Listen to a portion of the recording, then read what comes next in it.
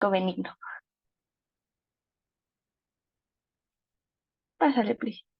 Ya, entonces, ¿qué tenemos en nuestro caso? Tenemos una mujer de 54 años de edad, sin antecedentes personales de interés, no refiere alergias, no refiere hipertensión, ni diabetes, ni dislipidemia. Acude a consulta externa por presentar desde hace 2 años una clínica de vértigo con giros en la cama, sobre todo hacia el lado derecho, que en ocasiones le han despertado por la noche con clínica vegetativa, entonces no se hace referencia a su duración, taquicardia, cefaleas, náuseas, vómitos en sí.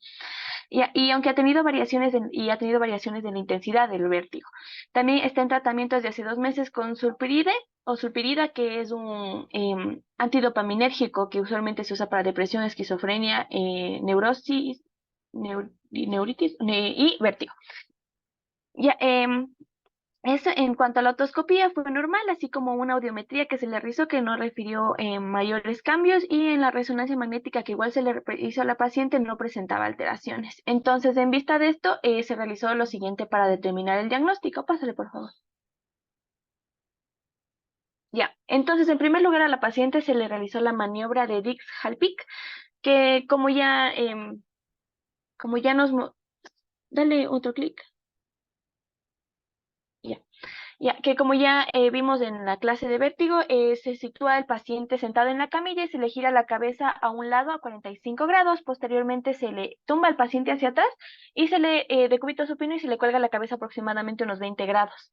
Entonces, y se le debe mantener así por 40 segundos y así se va a observar la aparición de nistagmo.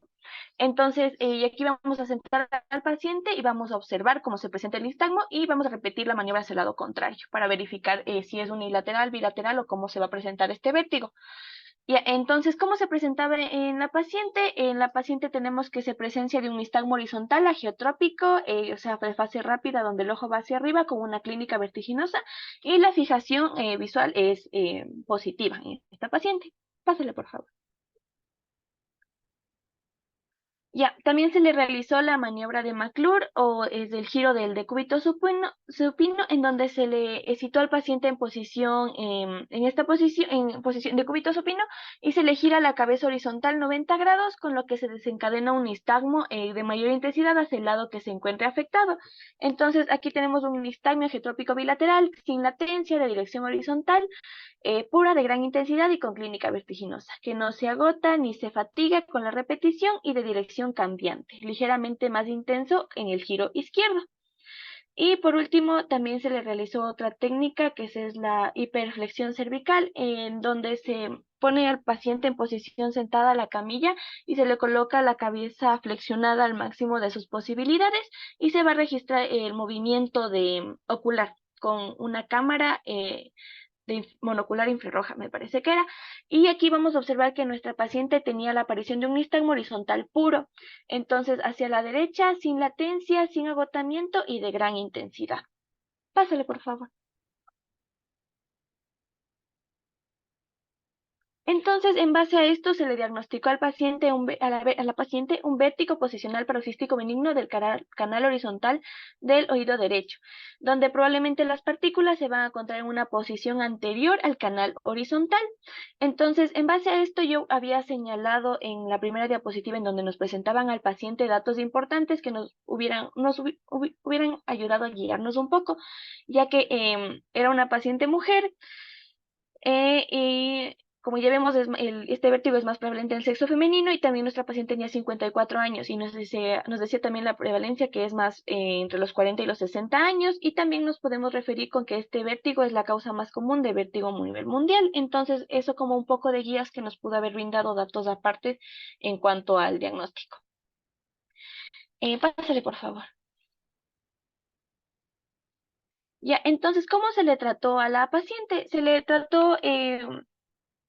le llevó a cabo una modificación de la maniobra de Epley, entonces en donde se le situaba al paciente en la camilla con la cabeza girada a 45 grados hacia el lado afectado, en este caso el derecho, y se le realiza un Dexhalpic hacia dicho lado, que ya mencioné cómo se realizaba, y esto va a desencadenar el nistagmo y se le mantiene en esta posición durante 2 minutos. Después se le gira la cabeza a 180 grados hacia el lado contralateral y la posición esta se vuelve a mantener durante 2 minutos de igual manera. Y de ahí se gira el paciente hacia el mismo lado del cúbito lateral y mirando hacia el suelo durante 2 minutos. Y hay que incorporarle después al paciente hasta que quede con con la cabeza inclinada a 20 grados. Entonces, estas son maniobras de reposicionamiento de las partículas, en donde se busca la movilización de las otoconías para hacia el utrículo. Entonces, eso se le realizó a la paciente y después de las maniobras que se le realizaron, no se le indicaron otras medidas postmaniobras y la paciente se encontró asintomática después de 6 meses, pero a partir de, o sea, en el periodo de 6 meses ya no presentó más molestias. Pero posteriormente también se le indicó que debe realizar ejercicios en su casa para prevenir que pase otra vez. Pásale, por favor. Entonces aquí se le envió lo que es la maniobra de habituación, que es la maniobra de Brandarov o este tratamiento domiciliario, que se le recomienda al paciente como tratamiento de mantenimiento tras la mejoría del cuadro del vértigo y también se puede intentar realizarlos cuando hay episodios recidivantes, pero en este caso la paciente no refirió recidiva. Y teníamos que la eficacia suele ser de 95% de mejoría y entonces, ¿cómo se le realiza esta maniobra? Se le pone al paciente sentado en la cama, como podemos ver en la imagen, y debe tumbarse de un lado, que es la posición 2 que podemos observar de igual manera, con la cabeza mirando hacia arriba en posición media a 45 grados y debe permanecer en esa posición durante 30 segundos hasta que el mareo desaparezca y a continuación volver a la posición sentada durante otros segundos para finalmente acostarse en el lado opuesto durante otros 30 segundos. Esta maniobra debe repetirse 5 veces y debe realizarse generalmente en la mañana, al mediodía y en la tarde y debe tener una duración aproximada de 10 minutos. Pásale, por favor. Entonces, eso se le realizó en cuanto a la paciente y espero que haya quedado claro. Eso era, doc. Me dijeron que no me demore mucho. Sí, muy bien, Emily. Ahora, vamos a ver algunas cosas. Cuéntame, ¿qué opinas de los exámenes que se le hicieron a la paciente? O Nómbrame sea, todos los exámenes que le hicieron y qué opinas tú de eso. ya, al inicio se le realizó lo que es una resonancia y se le realizó otros exámenes que, la verdad, yo considero que primero se le deberían realizar las maniobras si se sospecha de un vértigo de este tipo para no realizarle exámenes de manera innecesaria. Entonces, yo creo que en primer lugar se deberían haber realizado todas las maniobras para diagnóstico y si en caso no se logra definir dependiendo a eso, se le realizaba una resonancia u otro tipo de exámenes de imagen a ella. Daya, ¿crees que era necesario la audiometría?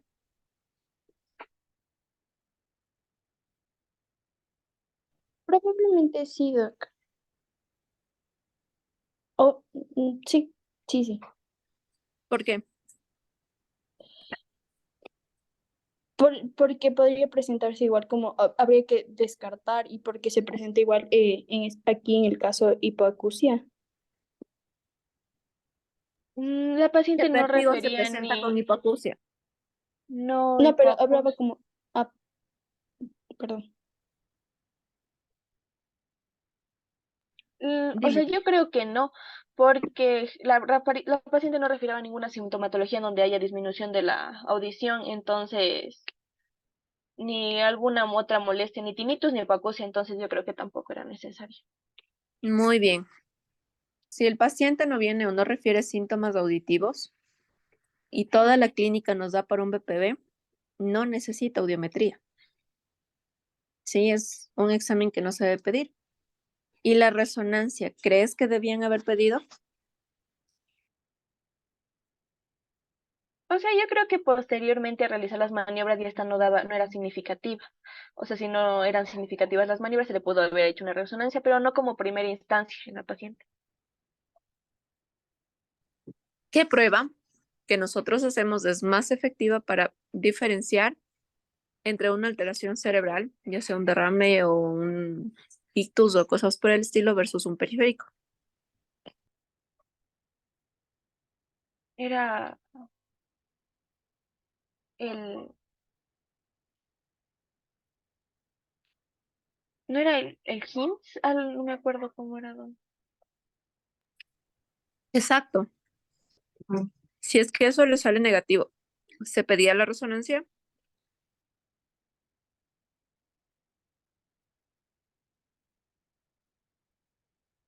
No,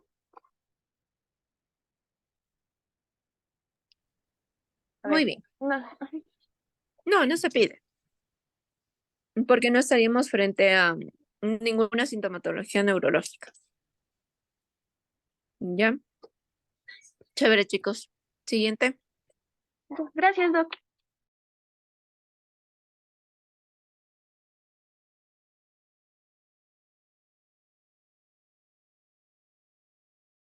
Buenas noches con todos, buenas noches, Doc. Bueno, antes aclarar que, bueno, yo pensaba que era de presentar reportes de casos, ¿no? Entonces, verán, este es un caso que es un hospital de Brasil, es tratado por un instituto de allá, de un instituto de salud. Solamente para aclararles antes de empezar lo de los 10 minutos del caso, es que la presentación es demasiado inusual, que tiene muchos distractores y a la final, o sea, es para que vean qué cosas pueden acompañar a tales trastornos que ya vamos a hablar. Entonces, pues, continuando. Para los datos de filiación, es una paciente nacida en Brasil y residente en Río de Janeiro. La escolaridad es primaria, la ocupación es agricultora, el estado civil no está mencionado en el estudio, la lateralidad diestra, religión en catolicismo, grupo sanguíneo positivo. El motivo de consulta por el cual llegó la paciente es porque tenía una marcada pérdida de peso y anorexia. Ahora, los antecedentes que presenta la paciente, tenemos los antecedentes personales, que fue diagnosticada de hipertiroidismo en el 2002 y actualmente está en tratamiento, bueno, en esa época, porque el caso fue publicado en el 2003, en tratamiento con propiltiuracilo 200 miligramos al día. De los antecedentes quirúrgicos, tuvo una hernia inguinal derecha en 1995, familiares, madre con enfermedad cardíaca hipertensiva con insuficiencia cardíaca congestiva y alergias no refiere. Ahora, tenemos una paciente femenina de 52 años de edad, atendida en el servicio de emergencias, es ingresada el 8 de agosto del 2002 debido a signos de anorexia y una pérdida de 14 kilogramos de peso en los últimos 3 meses. Durante los primeros 8 días de hospitalización se notó una anemia severa con un nivel de hematocrito de 19%. Además, se observó que su estado nutricional estaba comprometido debido a la pérdida de peso significativa y la falta de apetito. Durante este periodo también comenzó a experimentar tos con expectoración mucoide, disnea y fiebre constante que duró 3 días con una temperatura promedio de 39 a 40 grados, 40 grados centígrados. Ahora, con respecto a la exploración, tenemos que la paciente está somnolienta y tiene la temperatura de 39 grados centígrados al momento de la hospitalización.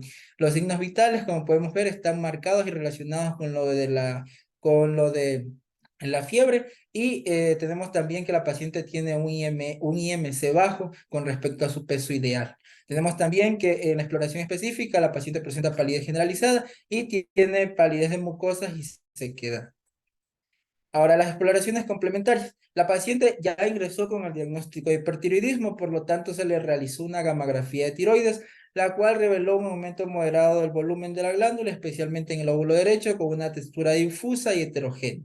De igual manera, la paciente presentaba exoftalmia bilateral y simétrica con retraso palpebral y debido a toda la clínica que estaba presentando, se le realizaron diferentes pruebas y análisis en las cuales se incluyó esta parte deben tomarla en cuenta porque de la nada a la final bueno, a la final aparece un hallazgo que no apareció al inicio.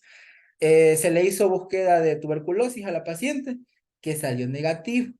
Ya, de igual manera, a la paciente se le hizo un estudio de virus de leucemia tipo 1 y tipo 2 que estos más los hacen allá en Brasil, ¿no? Y de igual manera se le hizo un estudio de si presentaba hepatitis B y C y todo salió negativo. La paciente seguía empeorando. Entonces, de igual manera, se le hizo estudios para ver si presentaba, por ejemplo, enfermedades autoinmunes. Entonces, se le estudió el anticuerpo antinuclear, que también salió negativo. Se le estudió los valores del complemento, también salieron negativos.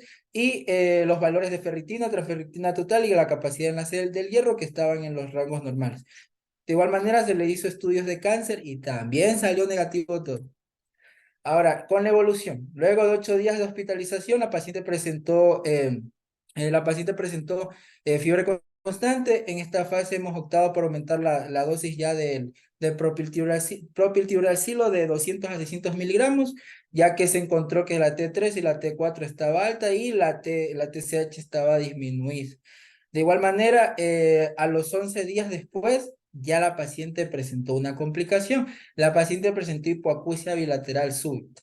Los resultados de los demás exámenes de otorrinolaringología fueron normales. Ya vamos a ver cuál fue el otro examen que le hicieron. Y la audiometría mostró hipoacusia neurosensorial de intensa a severa con ausencia de respuesta en 8 Hz en ambos oídos. Ahora recordemos que la hipoacusia bilateral súbita teníamos una regla de 3, que era una pérdida auditiva de tipo neurosensorial de más de 30 decibeles en al menos 3 frecuencias consecutivas documentadas en al menos 72 horas. ¿Ya?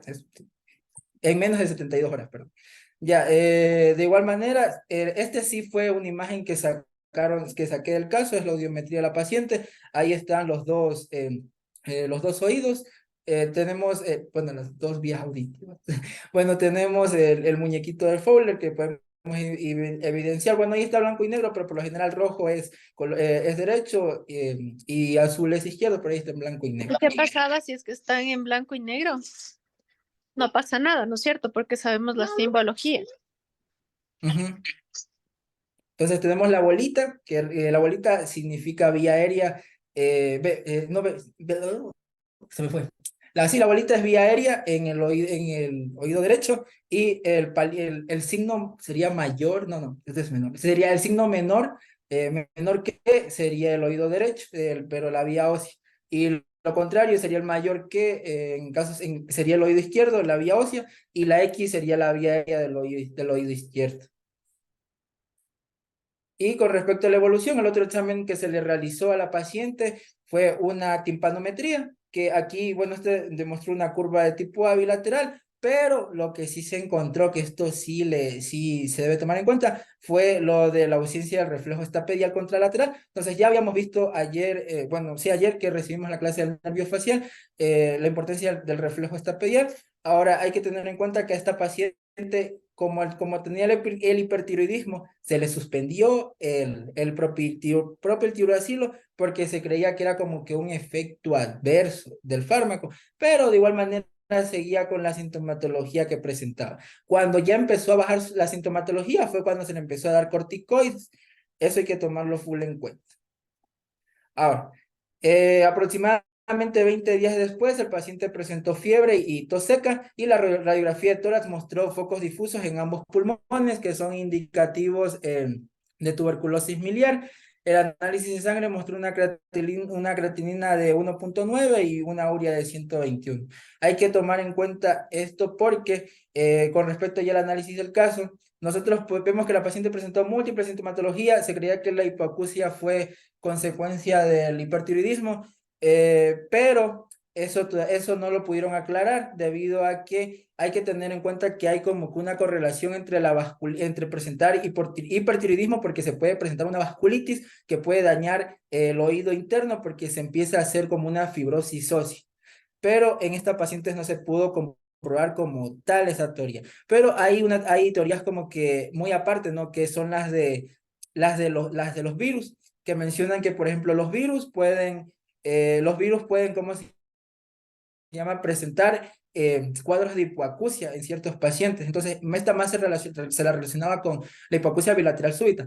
Ahora, si en caso presentan, por ejemplo, hipoacusias unilaterales, se deben hacer, por ejemplo, diferenciales con otras enfermedades, como por ejemplo el síndrome de Cogan. Ahora, yo cuando usted preguntó que por qué, pues, si era necesario hacerle, en el caso anterior de Emily, una audiometría a la paciente que tenía los síntomas de vértigo. O sea, yo sí iba a responder que podría ser como un diferencial del síndrome de Cogan, porque el síndrome de Cogan tiene la triada que es la queratitis intersticial, la hipoacusia unilateral y también presentaba los síntomas de vértigo. Entonces, por eso tal vez podría yo estar considerando en el caso anterior, pero ya quedamos claro que no se debe pedir. Pero para añadir eso. Entonces, muchas gracias. Chévere, a ver. Bonito el caso, interesante porque no es muy común. Deme un segundo. Ya.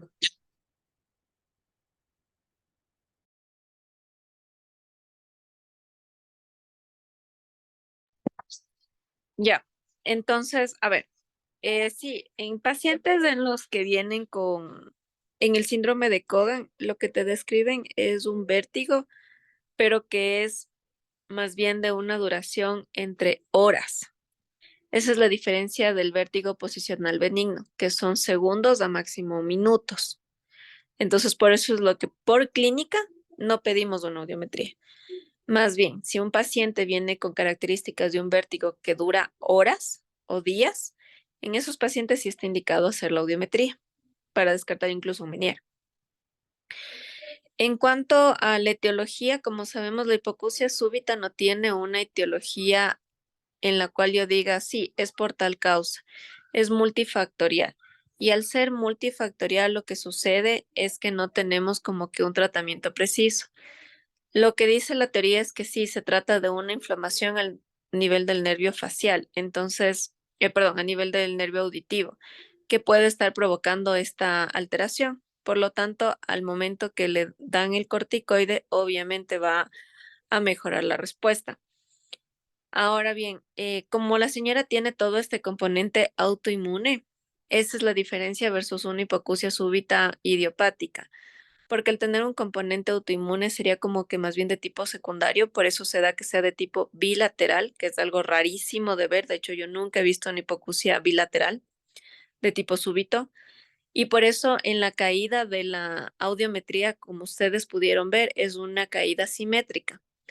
Acuérdense que en una hipoacusia súbita unilateral nosotros vamos a tener, lo más llamativo es que es una audiometría asimétrica, ¿no?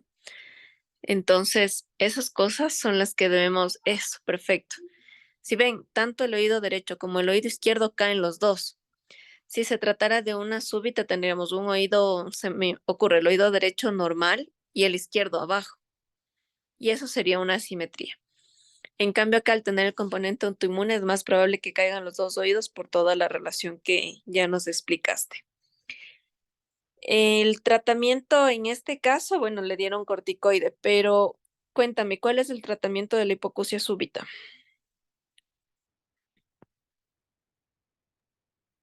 O sea, lo que yo estaba revisando, igual si se le daba, por ejemplo, no sé si se les da corticoides igual, de lo que yo estaba revisando, pero entonces no sé si mismo no. Dime tú, ¿cuál es el tratamiento de la hipoacusia súbita? Tienes tu Metilprednisona 1 miligramo. paciente, ya le diagnosticas, ¿qué le mandas? A ver, déjeme. Chus. No se les pone no se les pone como un implante al otro lado del oído para disminuir o sea, se ponen dos implantes, pero uno es al otro lado, el del otro lado del oído no es para que escuche, sino que es para disminuir como que como que la fuerza que está haciendo el oído que sí está sano. O sea, eso es lo Mm, que yo me acuerdo. No, no, incorrecto. A ver, te pongo un caso. Paciente masculino de 38 años de edad, sin antecedentes de importancia, que pesa 55 kilos, acude con cuadro de hipoacusia izquierda de 5 días de evolución. Te dice, doctor, vengo porque hace 5 días me pitó el oído y de pronto sentí el oído tapado. Le haces una audiometría y diagnosticas de una hipoacusia súbita en ese oído. ¿Cuál es el tratamiento? ¿Le colocas un implante a un paciente? A ver si se le da corticoides, pero prednisona. Metilprednisona igual, por ejemplo, pero aquí creo que le da 1 miligramo. ¿Cuál es el tratamiento? ¿Cómo pones tu indicación? Ah, entonces sí, ya. ¿Cuánto pesaba? 55 kilos. 55 pro. 55 kilos, chuzo, pero es que la pone de 20. A ver, 1 miligramo por kilo al día. Ay, pero es que sí se le puede, por ejemplo, si pesa 55 y la dosis tope es 60, sí le puedo dar 55 miligramos al día o no le puedo dar. Dime tú. Es que es que la dosis máxima es 60, pero, pero por ejemplo, si no está topando, sí, sí, yo pusiera 55 miligramos, a ver, pero la prednisona viene de 2 pastillas.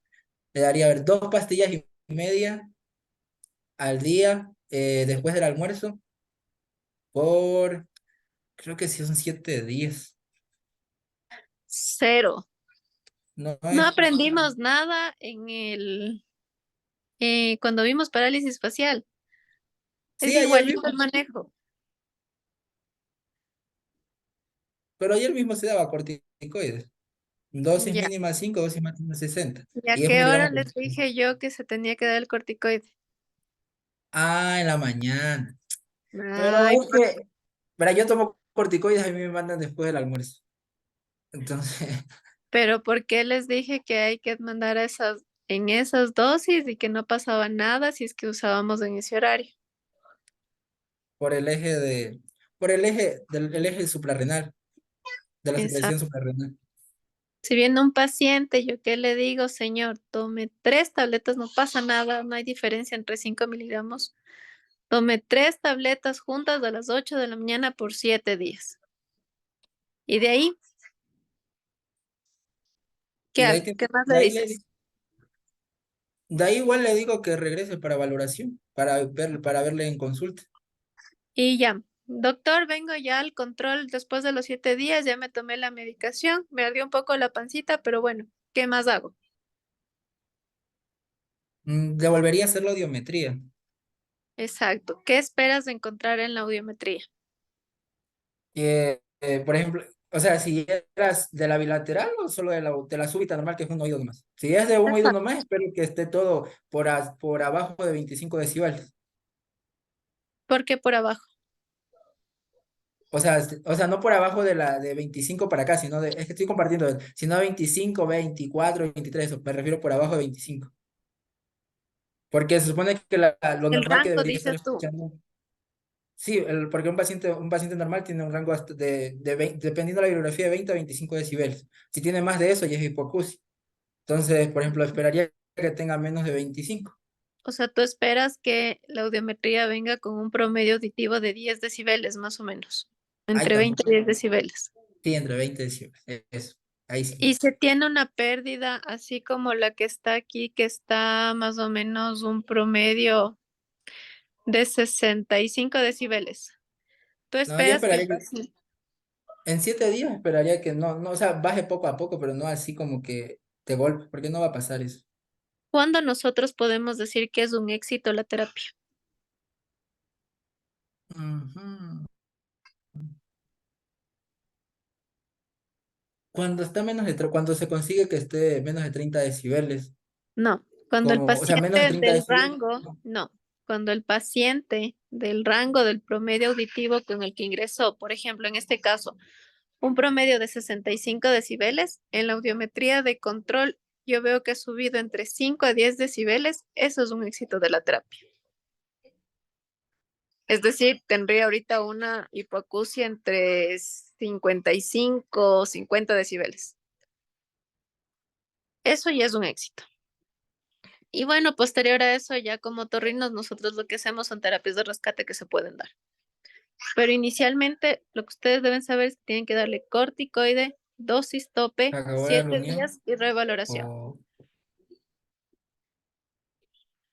Y en estos pacientes, difícilmente que un paciente llegue a implante coclear. Es muy difícil. Tal vez un audífono, dependiendo del tipo de pérdida. Y el sistema Cross no tiene nada que ver para esto. ¿Ya?